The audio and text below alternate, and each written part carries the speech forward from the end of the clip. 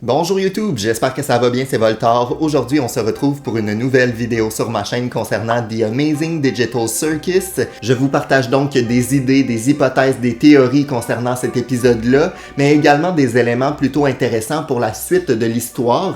N'hésitez pas à me mentionner en commentaire vos théories, c'est toujours intéressant de vous lire et vous avez des connaissances et un bon œil pour les détails cachés, donc n'hésitez pas à me partager tout ça. Une des grandes forces de l'épisode, selon moi, c'est le côté où on apprend à connaître Kinger davantage. Jusqu'à maintenant, il s'agissait d'un personnage secondaire, et là, finalement, on apprend à le connaître, son passé, mais également au niveau de sa personnalité, pourquoi il réagit comme ça jusqu'à maintenant dans le cirque. Donc, j'ai vraiment adoré cet épisode-là pour notre apprentissage de ce personnage-là, qui est assez touchant finalement. Donc on apprend un peu plus d'éléments sur sa femme et tout ça. On comprend aussi qu'il est à sa place dans les ténèbres, donc c'est le seul endroit en fait où il peut remettre ses idées en place, et c'est donc pourquoi il se cache dans un fort d'oreiller dans le cirque. C'est tout simplement parce qu'avec ces oreillers-là, qui cachent la lumière, ça lui permet de se recentrer au niveau de ses idées, de ses souvenirs. Donc j'ai trouvé que c'était un clin d'œil qui venait expliquer un peu la façon dont il agissait dans le cirque, et ça c'était super. On comprend maintenant pourquoi celui-ci a mentionné à 2 reprises durant le tout premier épisode qu'il aimait collectionner des insectes.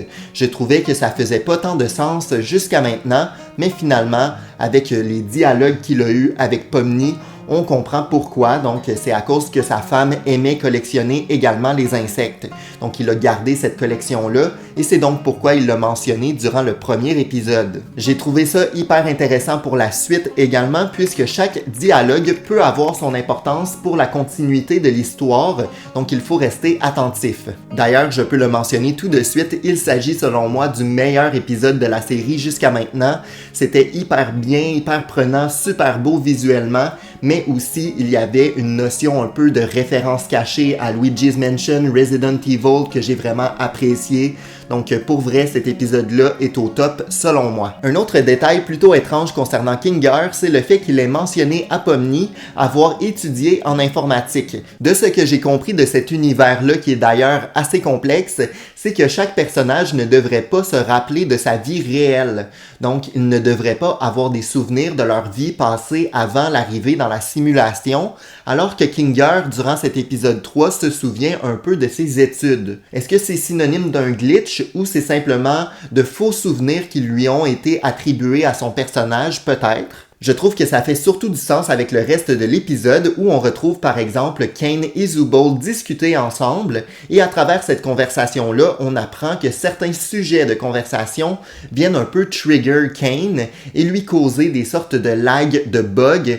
Donc c'est peut-être pendant un de ces glitches-là qu'on a une lucidité au niveau des souvenirs de Kinger. C'est un détail hyper important pour la suite, puisque ça nous permet de comprendre que lorsque Kane glitch, ça permet d'avoir une certaine liberté à nos personnages d'avoir accès à leurs souvenirs, mais potentiellement aussi à une sortie de ce programme. On sent de toute façon que nos personnages ont un souhait de sortir de ce programme-là, d'avoir leur liberté, donc j'ai l'impression qu'on va jouer un peu sur les glitches de Kane afin de trouver une solution à tout ça. Il y a un dernier détail concernant Kinger que je n'ai pas mentionné encore, c'est donc que durant sa conversation avec Pomni, il y a une musique qu'on a déjà entendue qui joue en arrière-plan. Il s'agit en fait de la même musique qu'on avait lors de la conversation de Pomni et Gumigo durant l'épisode 2, ce qui fait un bon parallèle entre ces deux moments-là qui se ressemblent assez, puisqu'on voit que c'est des moments de vulnérabilité. Donc j'ai bien apprécié qu'on retrouve un clin d'œil à cette musique-là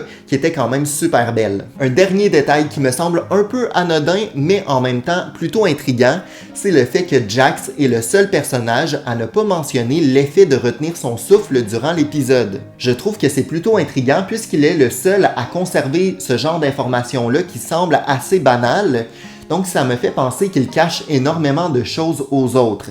Est-ce que ça fait partie de sa personnalité? Peut-être, mais ça nous laisse aussi croire que c'est le genre de personnage qui connaît beaucoup plus d'informations qu'il ne le laisse penser. Il peut être un vilain qui est venu intégrer le groupe, ou encore il peut s'agir tout simplement de sa personnalité, et on va apprendre à le connaître davantage à travers un épisode qui lui sera dédié, un peu à la manière de l'épisode 3 et Kinger.